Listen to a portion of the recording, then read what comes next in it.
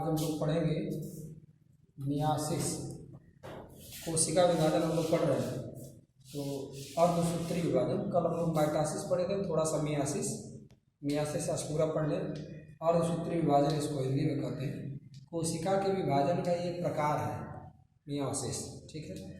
इसमें क्या होता है कि अगर हमारे पास एक मनुष्य की कोशिका है, अगर इसमें मियासिस हो रहा है इस कोशिका में, तो क्या होगा, पहले ये दो सेल दो में डिवाइड होगा।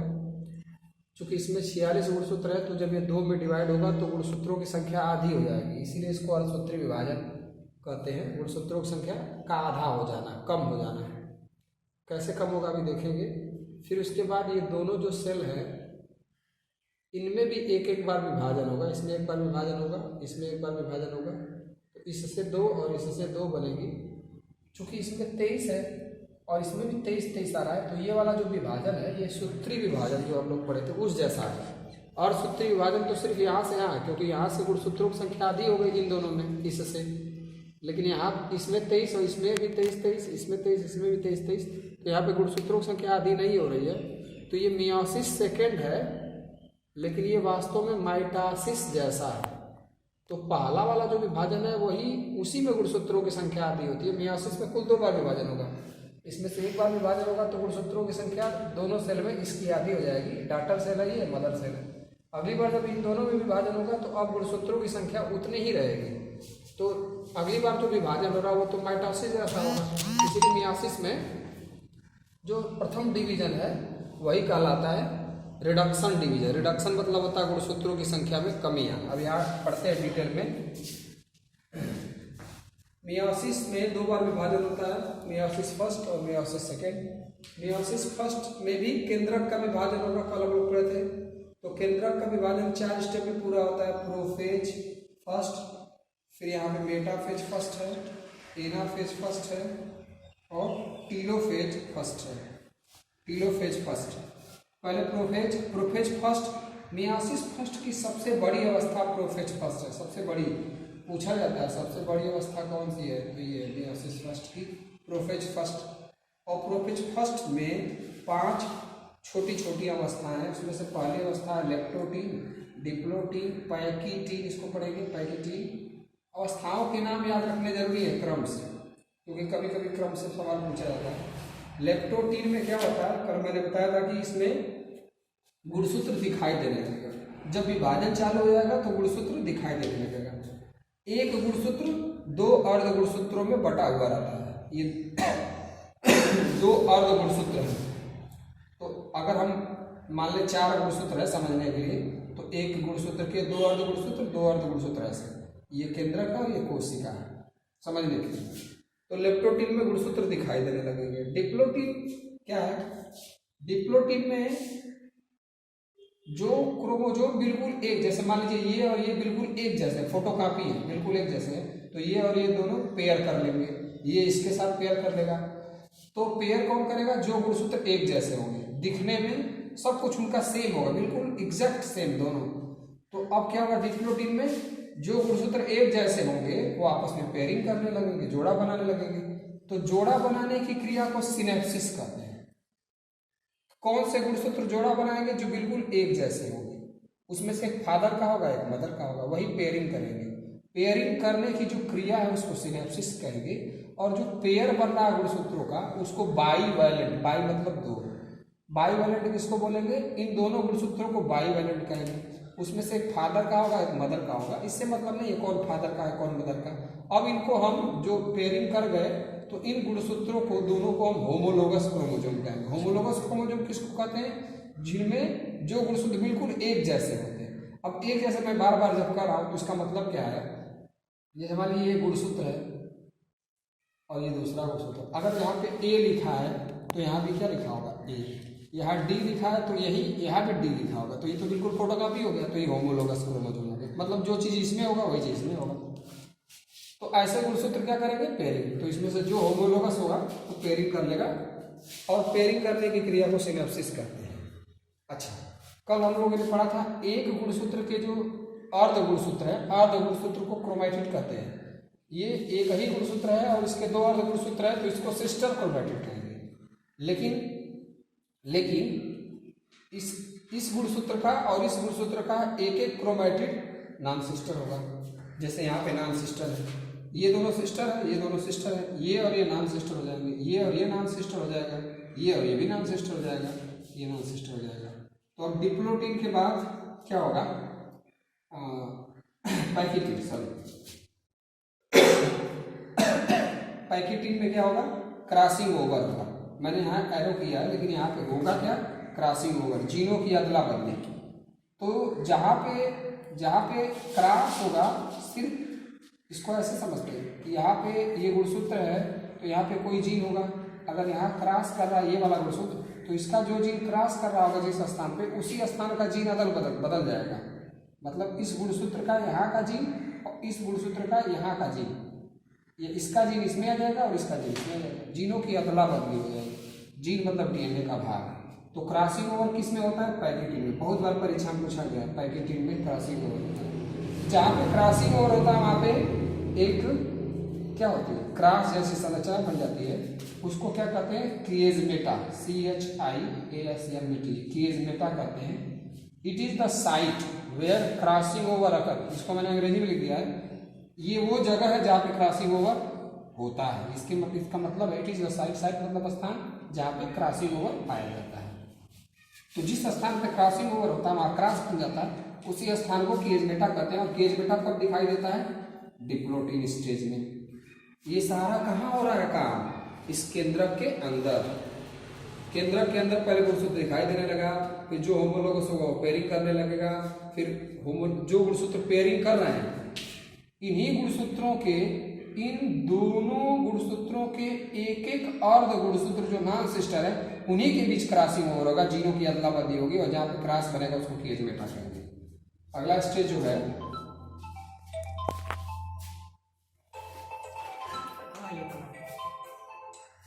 अगला जो स्टेज है डिप्लोटीन हो गया, डाइकाइनेसिस। और डाइकाइनेसिस डिप्लोटीन में थोड़ा और समझ लेते हैं। डिप्लोटीन में क्रिएजमेटा बनता है, और डिप्लोटीन में एक और काम होता है, डी सिनेप्सिस। डी सिनेप्सिस का मतलब क्या है, जब ये गुणसूत्र जो आपस में नजदीक आए थे, गुणसूत्र जब नजदीक आए थे तो उसको सिनेप्सिस बोला गया, और नजदीक आने के बाद जीनों की अदला बदली कर लिए। ये गुणसूत्र, इसका जीन और इसका जीन इसमें आ गया और इसका जीन इसमें आ गया। याद रखना है कि इसमें से एक फादर का है और एक मदर का है, एक फादर का है एक मदर का है। तो जब ये गुणसूत्र नजदीक आते हैं, जोड़ा बनाते हैं, फिर क्रॉसिंग ओवर करके जीनों की अदला बदली कर लेते हैं, तब वो अलग होने लगते हैं। अलग होने की प्रक्रिया को डी सिनेप्सिस कहते हैं। सिनेप्सिस मतलब नजदीक आना, और डी सिनेप्सिस मतलब अलग होना। बहुत इंपॉर्टेंट बातें हैं ये। जब वो गुणसूत्र नजदीक आके जीनों की अदला बदली कर लेंगे, पहले पेयर कराएंगे, फिर जीनों की अदला बदली करेंगे, अब अलग होना शुरू हो जाएंगे, तो उसको डी सिनेप्सिस कहते हैं। पूछा जाता है डी सिनेप्सिस कब होगा, तो डिप्लोटीन में होगा। इसी में डीएनए जो होता है, इस गुणसूत्र में डीएनए होगा तो आरएनए भी बना लेता है। सिंथेसिस मतलब निर्माण होता है, सिंथेसिस मतलब निर्माण, संश्लेषण। इसमें क्या है, डाइकाइनेसिस जो लास्ट स्टेप है, इसमें मैंने क्या क्या बताया, क्रिएजमेटा बनता है, डी सिनेप्सिस होता है, गुणसूत्र अलग होने लगते हैं, और उसके बाद आरएनए का निर्माण होता है। लास्ट वाला स्टेप जो प्रोफेज का 5वां स्टेप है, उसमें क्या होता है कि आरएनए का निर्माण जो यहाँ हो रहा था, वो इस वाले स्टेज में क्या होता है, स्टॉप हो जाता है, रुक जाता है। तो प्रोफेज फर्स्ट में ये काम होता है। मेटाफेज फर्स्ट को यहाँ समझते हैं, यहाँ मेटाफेज फर्स्ट। मेटाफेज फर्स्ट में क्या होगा, ये दोनों मैंने जो गुणसूत्र बनाए वो होमोलोगस अब अलग हो गए हैं, अब अलग हो रहे हैं, तो इनको क्या होगा, तारक काय मैंने बताया था, अभी तारक काय के बारे में आप पढ़ भी लेंगे। तारक काय से क्या निकलता है, स्पिंडल फाइबर, जो ट्यूबुलिन प्रोटीन का बना होता है, माइक्रोट्यूबुल का। वो क्या करता है, इन गुणसूत्रों के गुणसूत्र बिंदु के बगल में क्या होता है, काइनेटोकोर से जुड़ के, इसको समझना है। ये दो गुणसूत्र हैं, तो एक ये खींचने लगेगा, एक ये। मैंने इसमें अर्ध गुणसूत्र नहीं बनाया जानबूझ के, ये वास्तव में गुणसूत्र ऐसे हैं, ऐसे हैं, ये दोनों गुणसूत्र ऐसे हैं। तो एक गुणसूत्र को ऊपर ये खींचने लगेगा, नीचे वाले को ये खींचने लगेगा। पहले तो मेटाफेज में क्या होगा, न्यूक्लियर मेम्ब्रेन ये केंद्रक है तो ये वाली केंद्रक कला क्या हो जाएगी, नष्ट हो जाएगी। इस स्टेज में केंद्रक कला न्यूक्लियर मेम्ब्रेन नष्ट हो जाएगी, नष्ट माइनस कर दिया मैंने। और साथ में जो स्पिंडल फाइबर है वो आके गुणसूत्रों से जुड़ जाएगा। एनाफेज में क्या होगा, इसमें न्यूक्लियर मेम्ब्रेन नष्ट हो जाएगा और गुणसूत्रों से आगे स्पिंडल फाइबर जुड़ेगा। एनाफेज में क्या होगा, इनको खींचने लगेंगे, देखिए यहाँ अलग करने लगे। अब बात यहाँ समझनी है, इसमें और इसमें 1-2 मिनट टाइम लगेगा, समझ जाएंगे। जब माइटोसिस पढ़ते थे, मियोसिस नहीं, तो उसमें क्या होता था, उसमें तो होमोलोगस क्रोमोजोम की पेयरिंग वेयरिंग तो होती नहीं थी। अगर आप ध्यान से फिर से पढ़ेंगे तो उसमें ऐसा कुछ तो हम लोगों ने पढ़ा ही नहीं था कि 2 गुणसूत्र आते थे, पेयरिंग करते थे, फिर गुणसूत्र जीनों का आदान प्रदान करते अलग, ऐसा कुछ तो सिर्फ मियोसिस में होता। उसमें क्या होता था, उसमें तो एक अकेले गुणसूत्र होता था और उसके गुणसूत्र बिंदु से तारक का जाके जुड़ जाता था और इधर तारक का इधर वाले गुणसूत्र बिंदु से जुड़ जाता था, एक ही गुणसूत्र बिंदु से। और इसी एक ही गुणसूत्र के गुणसूत्र बिंदु से 2 तारक का आके जुड़ते थे और खींचने लगते थे और ये गुणसूत्र 2 भाग में फट जाता था। एनाफेज में इसका गुणसूत्र बिंदु 2 भाग में बढ़ जाता था। इसीलिए यह जो गुणसूत्र है, एक ही गुणसूत्र है। माइटोसिस में ये 2 गुणसूत्र बन जाता था, माइटोसिस में 2 गुणसूत्र बन जाता था। तो 46 गुणसूत्र होते तो कितने बन जाते थे, 92। तो 46 एक कोशिका में चले जाते थे और 46 एक कोशिका में चले जाते थे और वहां पे गुणसूत्रों की संख्या उतनी ही रहती थी। लेकिन इसमें क्या हो रहा है, ये दोनों गुणसूत्र पेयरिंग किए और उसके बाद एक गुणसूत्र ऊपर चला गया, एक नीचे चला गया। तो 46 का एक कोशिका में कितना आएगा, 23, और एक कोशिका में 23। वहां पे क्या था, एक गुणसूत्र, मैंने ऐसे नहीं बनाया इसको, ये ऐसा स्ट्रक्चर यहाँ पे है लेकिन बनाया नहीं गया है। वहां पे क्या था, इसको गुणसूत्र बिंदु को स्पिंडल फाइबर खींचता था, इधर से भी खींचता था माइटोसिस में। तो यह गुणसूत्र 2 में बढ़ जाता था क्योंकि इसका गुणसूत्र बिंदु फट जाता था। तो यह गुणसूत्र एक जो है वो 2 गुणसूत्र हो जाता था। तो 46 का 12 में हो जाता था, तो एक कोशिका में 46, एक कोशिका में 46। इसमें ऐसा नहीं होगा। इसमें क्या है, एक गुणसूत्र एक कोशिका में जाएगा और एक गुणसूत्र। तो अगर हमारे पास 46 है तो 23 उसमें जाएंगे, 23 इसमें जाएंगे। मैंने लिखा भी होमोलोगस क्रोमोजोम जो जोड़ा वाले थे सेपरेट अलग हो रहे हैं, और अलग हो रहे हैं तो इसीलिए गुणसूत्रों की संख्या एक कोशिका में 23, एक कोशिका में 23। गुणसूत्रों की संख्या में कमी हो रही है, इसलिए अंग्रेजी में मैंने लिया रिडक्शन। रिडक्शन मतलब अंग्रेजी है रिडक्शन डिवीजन। मियोसिस को रिडक्शन डिवीजन भी कहते हैं क्योंकि इसमें गुणसूत्रों की संख्या में कमी होती है। रिडक्शन मतलब कमी, ये हो गया मियोसिस। अच्छा, टीलोफेज में क्या होगा, टीलोफेज में जब ये गुणसूत्र ऊपर चला जाएगा, 23 ऊपर 23 नीचे, तो उसके बाद इन गुणसूत्रों के चारों तरफ केंद्रक कला न्यूक्लियर मेम्ब्रेन बन जाएगी, इसमें भी बन जाएगी। फिर साइटोकाइनेसिस होगा, कोशाद्रव का विभाजन होगा और एक सेल से 2 सेल बन जाएगा। ये वही 2 सेल है, ये 2 सेल बन जाएंगे। उसके बाद इन दोनों में डिवीजन माइटोसिस जैसा होगा जो कि पहले हम पढ़े हैं। तो माइटोसिस, इसके बाद इसमें माइटोसिस होगा। तो माइटोसिस होगा तो हम पीछे पढ़े कैसे होता है, प्रोफेज, मेटाफेज, एनाफेज आएगा। ये मियोसिस है। अब सेल साइकिल थोड़ा समझते हैं। सेल साइकिल क्या है, बस बहुत आसान है टॉपिक। इसके बाद ये समझ लिए तो हम लोग का बेस क्लियर हो जाएगा। इसके बाद हम अगले क्लास में हम लोग 10 का कोई भी चीज़ आप पढ़ सकते हैं। यहाँ से 10 का, 11 का, 12 का, BSc का कुछ भी पढ़ा जा सकता है। थोड़ा सा DNA में प्रॉब्लम होगी, मैंने पढ़ाया नहीं जानबूझ के। अब हम जेनेटिक्स पढ़ सकते हैं। यहाँ से हम लोग अगले कल वाले क्लास में आनुवंशिकी, जिससे बोर्ड में 10 के बोर्ड में, 12 के बोर्ड में और कंपटीशन में खूब सवाल आते हैं। तो यही हम लोग पढ़ेंगे। इसीलिए मैंने मियोसिस माइटोसिस खूब अच्छे से समझाया क्योंकि जेनेटिक्स आनुवंशिकी पढ़ने में इसकी जरूरत पड़ेगी। क्या है ये, इसको अगले क्लास में पढ़ेंगे हम। तो सेल साइकिल को समझते हैं। ये मैंने सेल बनाया है। सेल साइकिल का मतलब क्या है कि मान लीजिए कोई ये सेल है, तो जब ये सेल आया कहाँ से, कोई सेल रहा होगा, इसीलिए तो हमने पढ़ा है मियोसिस माइटोसिस। तो इसमें विभाजन हो गया। मान लीजिए ये वाला सेल इस कोशिका के विभाजन से बना है, तो फिर ये वाला सेल भी क्या करेगा, पहले ग्रोथ करेगा, फिर ये भी क्या हो जाएगा, 2 में डिवाइड हो जाएगा। फिर ये वाला सेल भी क्या, अभी इससे बना है तो ये भी ग्रोथ करेगा और फिर ये भी डिवाइड हो जाएगा। तो कोई सेल जब बनता है तो बनने के बाद सबसे पहले ग्रोथ करता है, ग्रोथ करने के बाद वो डिवाइड होना शुरू होगा और अब फिर डिवाइड हो जाएगा। तो सेल साइकिल यही है। कोई सेल जब उत्पन्न होता है, ओरिजिन उसकी होती है उत्पत्ति, तो उसके बाद वो वृद्धि करता है। वृद्धि करने के बाद वो विभाजन करेगा। विभाजन करने में समय लगता है 1 से 2 घंटे में, वृद्धि करने में 20 से 22 घंटे लगेंगे। मनुष्य के एक सेल में 24 घंटा लगता है। उस पहले जब कोई सेल अभी पैदा होगा तो अगले 20 घंटे तक वो वृद्धि करेगा और फिर 1-2 घंटे में वो डिवाइड होगा। तो सेल बनने के बाद सबसे पहले वृद्धि करता है, ज़्यादातर समय उसका वृद्धि में लगता है। वृद्धि सेल साइकिल में जो वृद्धि की अवस्था उसको इंटरफेज कहते हैं। सेल जब कोई बना तो सबसे पहले तुरंत वो वृद्धि करने लगेगा, तो बनने के बाद वो सबसे पहले किस अवस्था में आ जाएगा? इंटरफेज में। इंटरफेज का मतलब सेल, इंटरफेज का मतलब सेल वृद्धि करने की अवस्था में आ गया और सबसे ज़्यादा समय उसको वृद्धि करने में लगेगा।